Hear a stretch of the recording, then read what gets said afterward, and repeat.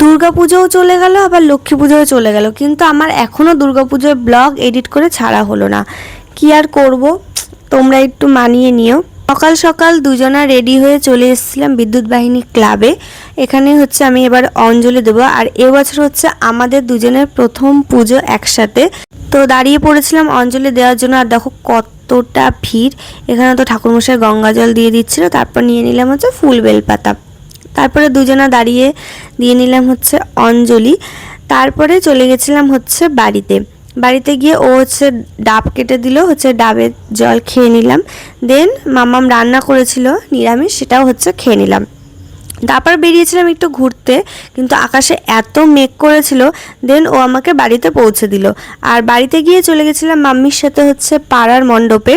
তো এবছর তো আর পাড়াতে অঞ্জলি দেওয়া হয়নি, মাম্মির সাথে আসাও হয়নি।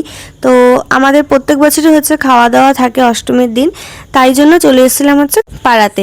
এখানে এসে কিছুক্ষণ বসে কিছু ছবি টবি তুলে দেন বসে পড়েছিলাম খেতে। খাওয়া দাওয়া করে পুচকা পুচকিদের সাথে একটুখানি কিছুক্ষণ টাইম কাটিয়ে চলে গেছিলাম হচ্ছে প্রসাদের বাটা নিতে। তো মাম্মি তো পুজো দিয়েছে, সেই বাটাটাই হচ্ছে নিয়ে চলে এসেছিলাম হচ্ছে বাড়িতে।